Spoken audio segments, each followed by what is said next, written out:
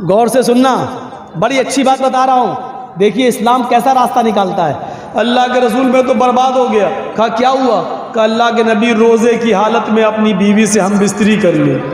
रोज़े से था और बीवी से मिल लिया। अल्लाह के नबी ने सर पटका, ओह ये क्या किया, तुम्हें मालूम नहीं था? तो मालूम तो था। फिर कहा मैं सोच रहा था कंट्रोल कर लूँगा, लेकिन वो थोड़ा ज़्यादा मामला आगे बढ़ गया और मैं।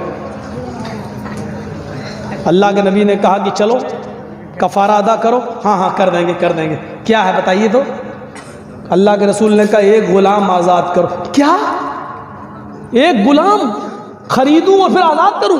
हाँ। कहा अल्लाह के रसूल पूरी ज़िंदगी तो मुझे गुलामी करते हुए हो गई है, मुझे तो खुद आज़ाद किया गया है, मैं कैसे कोई गुलाम खरीद पाऊंगा, मेरे पास उतना नहीं है। आपने कहा दूसरा ऑप्शन भी है, अगर गुलाम आज़ाद नहीं कर सकते हो तो 60 रोज़े रखो।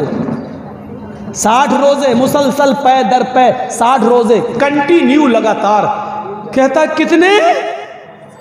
अल्लाह के नबी ने कहा 60 और तुम्हारी बीवी हो जाएगी। कहा अल्लाह के रसूल एक रोज़े का तो ये हाल है कि कंट्रोल नहीं कर पाया, बीवी से मिल लिया, आप कह रहे हैं 60। ये भी ताकत नहीं है मेरे अंदर, ये भी नहीं कर पाऊंगा पूरा। अल्लाह के रसूल मुस्कुराए, अच्छा ये नहीं कर पाओगे? कहा तो एक रास्ता और है। का क्या? का 60 मिस्कीनों को खाना खिलाओ। कहता है 60? कहा हाँ। कि 60 मिस्कीनों को कहाँ से लाऊं? अल्लाह के नबी ने कहा एक बार में 60 मिस्कीनों को बुला के खाना खिला दो। आज बुलाओ 60 को खिला दो, कल अपनी बीवी से मिल लो, तुम्हारी बीवी। या ताकत नहीं है तो एक एक मिस्कीन को रोज़ाना खिलाओ, 60 दिन खिलाओ 60 मिस्कीनों को, तो 60 दिन तुम्हें रुकना पड़ेगा। जब तक 60 मिस्कीन खा नहीं लेंगे तब तक तुम अपनी बीवी से नहीं मिल सकते। अल्लाह के रसूल मेरा हाल तो ये, सुबह उठता हूँ तो भूखा उठता हूँ, शाम को अगर खा के सोता हूँ तो सुबह नहीं मिलता, सुबह खा लूँ तो शाम को भूखा सोता हूँ। अरे मेरे तो घर में खाने को नहीं है, हम 60 मिस्कीनों को कहाँ से खिला पाऊँ? ये भी ताकत नहीं है मेरे अंदर। अल्लाह के नबी ने कहा ये भी ताकत नहीं है, तो 3 ही ऑप्शन थे, अब तो कोई चौथा ऑप्शन है नहीं। तो कहा क्या फिर मेरे लिए कोई रास्ता ही नहीं? जब मेरे तो तीनों की ताकत नहीं है तो? अल्लाह के रसूल ने कहा अच्छा रुको, तुम्हारे लिए मैं सहाबा से चंदा करवाता हूँ। आपने ऐसे ही लोग बैठे हुए थे, सहाबा से कहा अपने भाई की मदद करो बेचारे की, इसने ऐसा ऐसा कर लिया, इसकी कुछ मदद करो, कपड़े से, खजूर से, ये अपने इलाके के गरीबों में बांट देगा, वही इसका कफ़ारा हो जाएगा। सहाबा उठे, कोई 1 खजूर लाया, कोई 2 लाया, कोई 5 लाया, कोई 1 टोकरा भर गया, 5 किलो का 10 किलो का खजूर भर गए। अल्लाह के रसूल ने बोला इधर आओ, तुम्हारे भाइयों ने तुम्हारी मदद की, इधर आओ। वो आया, कर लो, क्या उठा के दिया, लो क्या करूं? अल्लाह के रसूल ने कहा अपने कबीले में जाओ, अपने गांव में, और ये गरीबों में बांट दो और बीवी बना लो, जाओ, तुम्हारी बीवी तुम्हारे लिए हलाल हो जाएगी।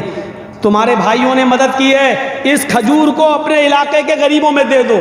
कहने लगा गरीबों में दे दूं? कहा हाँ। कहा अल्लाह के रसूल अल्लाह की कसम मेरे पूरे गांव में मुझसे बड़ा गरीब कोई है ही नहीं, मेरे पूरे कबीले में मुझसे ज्यादा गरीब कोई नहीं। अल्लाह के रसूल भी हंस दिए और साहबा भी हंस दिए, बोले अच्छा तू ही खा ले और अपने बच्चों को खिला दे और जा, तेरी बीवी तेरे लिए हलाल हो गई, जा। मेरे भाइयों ये रास्ता निकालता है इस्लाम। इस्लाम सबके लिए है। इस्लाम पर अमीर भी अमल कर सकता है और गरीब भी अमल करके जन्नती हो सकता है। इसलिए अल्लाह ने कहा जो इस्लाम को छोड़कर दूसरा रास्ता इख्तियार करेगा उसका कबूल नहीं किया जाएगा, क्योंकि इस्लाम के अंदर ये खुसूसियतें हैं जो और दूसरे मज़हब के अंदर नहीं हैं। अगर आप ईसाई हैं तो पूरे गरीब बन जाओ, जब तक घर मकान सब तक लुटा नहीं दोगे, गरीबों में खर्च नहीं कर दोगे, तब तक जन्नत में नहीं जाओगे। अगर आप हिंदू हैं तो जब तक 2000 रुपये नहीं आग में झोंकने के लिए, तब तक आपको स्वर्ग और पैराडाइज नहीं मिल रही है। किसी में अमीर होना ज़रूरी है, किसी में गरीब। इस्लाम के अंदर आप जिस पोजीशन में हैं आप जन्नती अपने आप को बना सकते हैं। अमीर हैं तो माल की ज़कात दीजिए, खैरात दीजिए और उसका सही इस्तेमाल करिए और जन्नत हासिल कर लीजिए। गरीब हैं तो माल का कोई हिसाब व किताब नहीं है, बकिया चीज़ों पे अमल करके आप जन्नत को हासिल कर सकते हैं। इस्लाम सबके लिए। मेरे भाइयों ये बुनियादी चीज़ें मैंने 2 घंटे की तकरीर में आपके सामने रखी हैं। भुलकी का मदरसा हमेशा बड़ा मदरसा, इलाके का बड़ा मदरसा माना जाता है। मेरे भाइयों लॉकडाउन की वजह से सारे मदरसों का हाल ख़राब रहा है, असातिज़ा को तनख्वाहें नहीं मिली हैं। याद रखना उत्तर प्रदेश के मदरसों पर अब सरकार की निगाहें आ गई हैं और मदरसों की जांचें शुरू होने लगी हैं। सरकारी मदद बंद होने के कगार पे आ गई है। आप देख रहे हैं, पेपरों में पढ़ रहे हैं। और बंगाल वालों, तुम पर तो अल्लाह का रहम व करम है, मदरसे आपके चल रहे हैं, कोई पाबंदी नहीं है, कोई सरकारी जांचें नहीं चल रही हैं। कम से कम इन मदरसों की मदद करके इस्लाम के किलों को ज़िंदा रखो।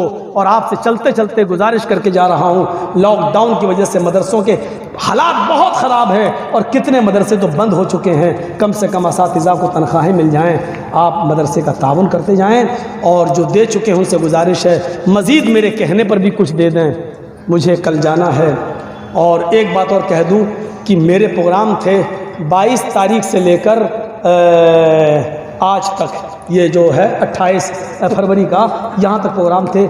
लेकिन मैं 22, 23, 24, 25, 26 इन प्रोग्रामों में मैं शिरकत नहीं कर सका।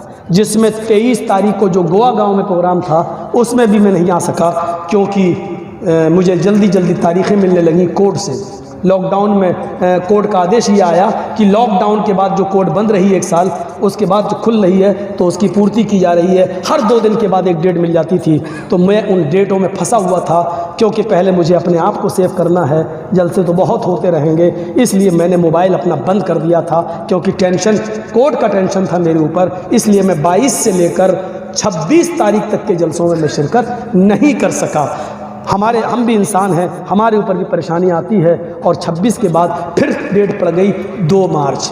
इसलिए मैं चला आया कि 27 और 28 का प्रोग्राम कर लूं। और आज 1 हो गई है, मैं बागडोरा भाग रहा हूं और फिर मुझे कोर्ट की तरफ जाना है, फिर तारीख़ लेना है। और अब इंशाल्लाह लंबी तारीख़ मिलेगी। हिंदुस्तान में बस वही है, तारीख़ पे तारीख़, तारीख़ पे तारीख़, तारीख़ पे तारीख़। एक फिल्मी डायलॉग भी है ये, तो मेरे भाइयों आपके सामने ये भी रख दिया।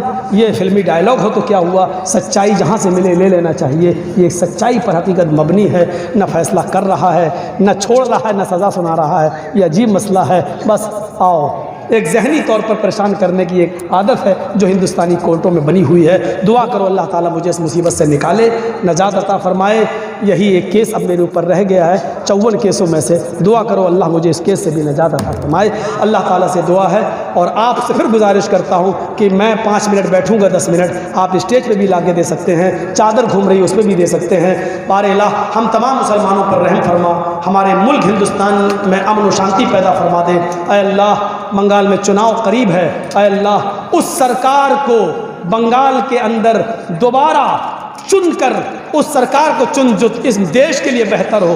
मैं फिर किसी का नाम नहीं ले रहा हूँ, हो सकता है इंडिया टीवी वाला फिर किसी को उछाल दे कि मौलाना जर्जिस ने किसके लिए, जो इस देश के लिए बेहतर हो, जो हमारे मुल्क के लिए बेहतर हो, और जो हिंदू मुसलमान सिख ईसाई और सबको साथ में लेके चलता हो। अल्लाह ऐसी अमन पसंद सरकार को बंगाल में दोबारा वापस फरमा दे।